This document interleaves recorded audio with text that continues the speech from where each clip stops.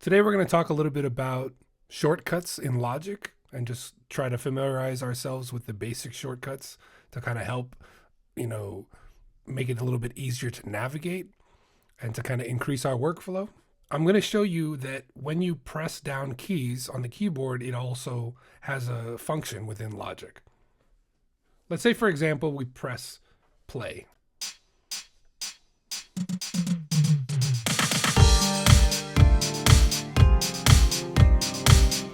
So if I wanted to do that in a shortcut, I could just press the space bar on the keyboard.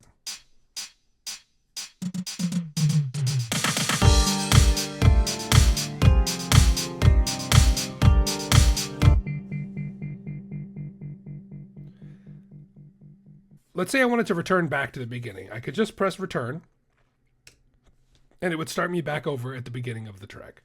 Now I could press spacebar again and the track would begin playing. If I use the comma and period, I can move forward by bar. So say quickly I just want to move ahead a few bars.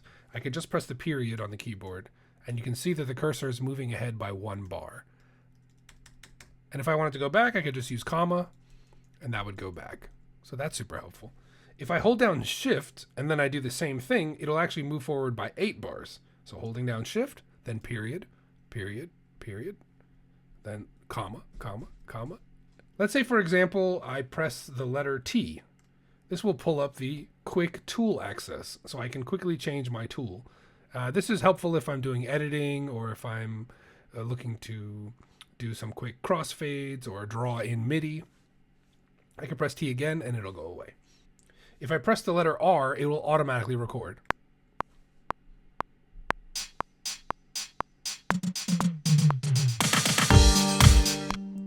As you can see, that's super helpful if you don't have a MIDI control device and you're just working on a laptop.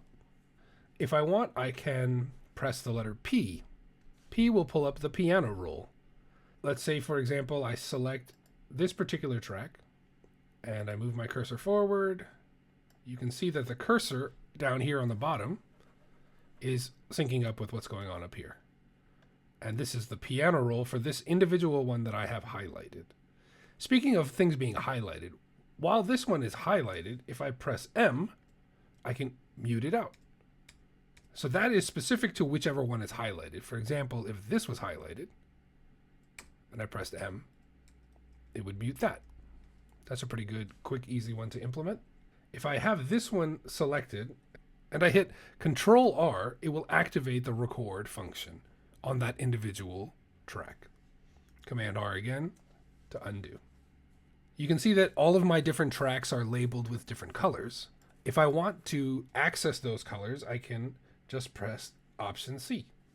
As you can see here, the color wheel has emerged, and if I have this track selected, if I want to change its color, I can just click the color and it'll change the color. This is pretty fast, and I can just move over to this one, I can turn it to red. And since I have this cut into sections, you can actually do this by different sections as well. So if I wanted to, for example, have a distinction made between these different regions, and that can be really helpful in arrangement, but also when you're trying to organize.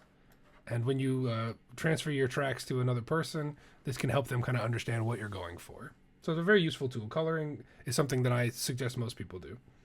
If we press the letter O, it brings up all of the loops on the right. If we press the letter F, it will open up the file menu. Here, this is project files. If we haven't recorded any audio into this file so far, but if we did, they would appear here. Let's try that real fast so you can see. If I press record and I hit R to record, and I start talking, and I'm talking, and I'm talking, and I'm talking, and I'm talking. Yeah. Now you can see that that file that we just created appears here under project.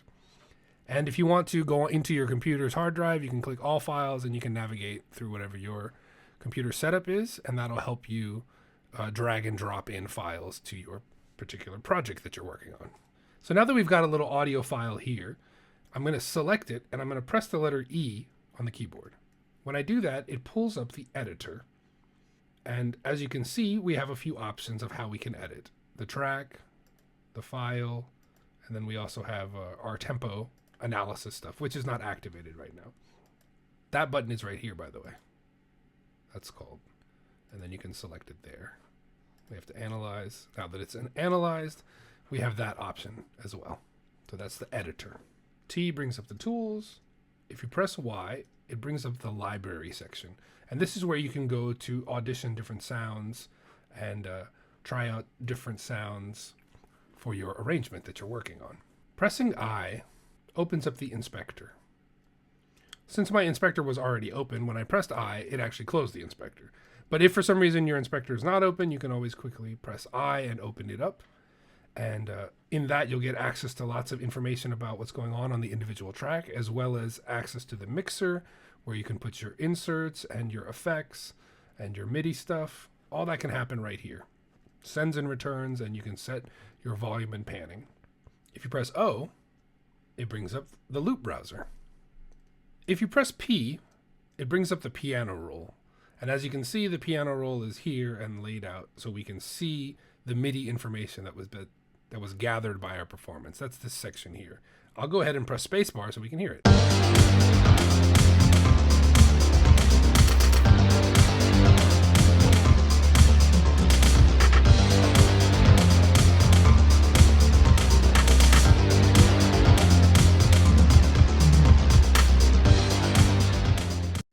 If you press A, it opens up your automation window.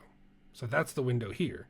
So for example, now that I have it open, I can do some different automation points. This is just set to volume right now. So for example, if I drag this down, then the volume will go down in that section. I'll go ahead and press S to solo this track so that you can hear that volume dropping down.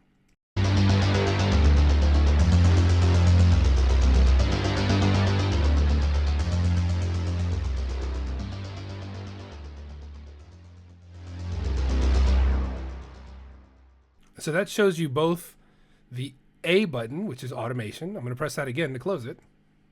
A to open. And then S to solo the selected track. If I press here and I solo. If you press D, it opens the list editors. The list editors can help you with a variety of things, like if you have certain points where your tempo changes in your song, or if you want to change your time signature, or if you just want to look at specific events in MIDI data as well. So you have lots you can do with that. F we talked about, that opens the files. If you press G, it's going to show your global tracks. And this is super helpful if you're trying to look at arrangements. So we just talked about D, which pulls up your events. And so let's say, for example, in my track, I plotted in a tempo drop, right? So here's tempo. And then here are my points that I'm putting in. And I'm just going to drag in a tempo drop. We'll make it gradual by clicking this. That'll make it a little bit softer. And then maybe come back up. And then I'm going to go ahead and just drag it to this point here. Turn that off. And I'm going to press spacebar so we can hear it.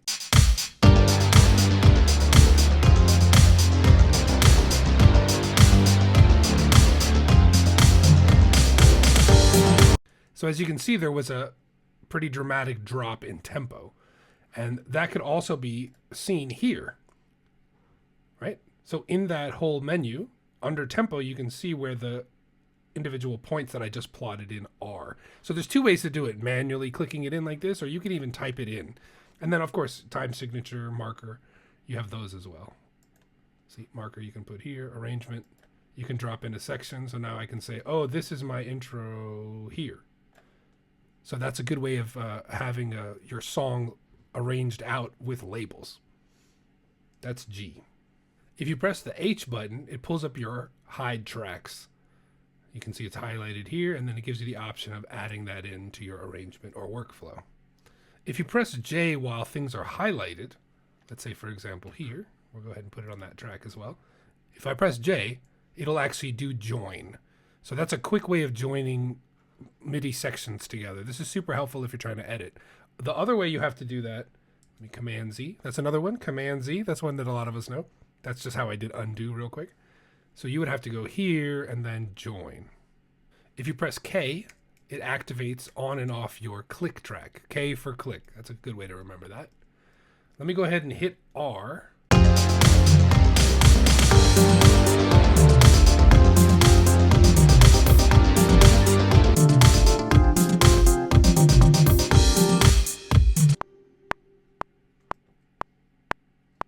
You should be able to hear that click track now.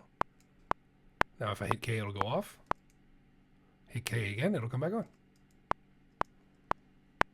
If you hit L while you have a region selected, it will loop that region. So now you can see that that little audio recording that we did is getting looped out. That could be here too. See, loop L. This is a super useful one for arrangements. If you come up with a section here, you really like it, you want it to loop, it'll just infinitely loop, and then you can shorten it depending on how long you want it to go for. If you press Z, it's going to zoom in. Z again zooms out. Z zooms in. If you press X, it brings up the mixer.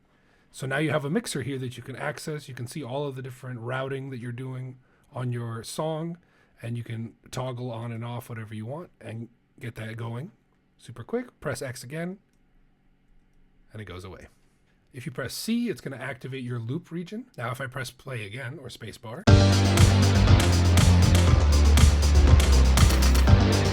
it's going to take me to that section here that's being looped.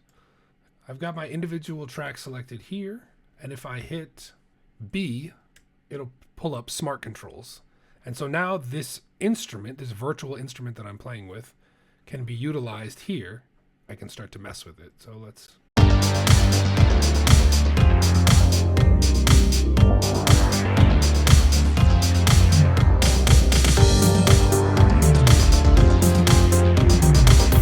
So you see here, I'm actually tweaking this. Now, if I wanted to capture that for some reason, I could go in the inspector, I for inspector, and I can go to touch. And then now when I play back, whatever I mess around, whatever I perform will get captured, and then it'll come back and play it back for me.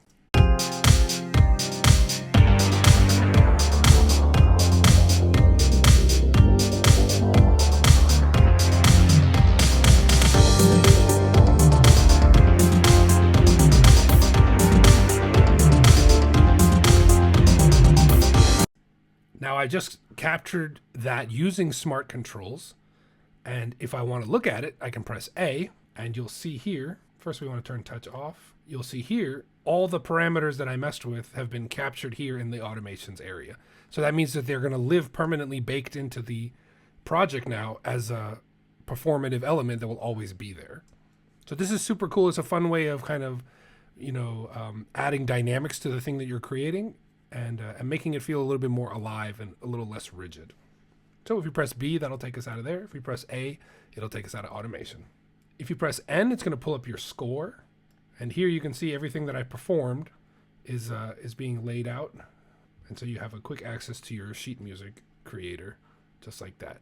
This works only for MIDI data. And like I said before, if you press M, it's going to mute. But remember, that's when individual things are highlighted. All right, well, I hope this was helpful. And before we go, let's listen to this thing I made. Now that I've got my region selected, I'm going to press spacebar to play.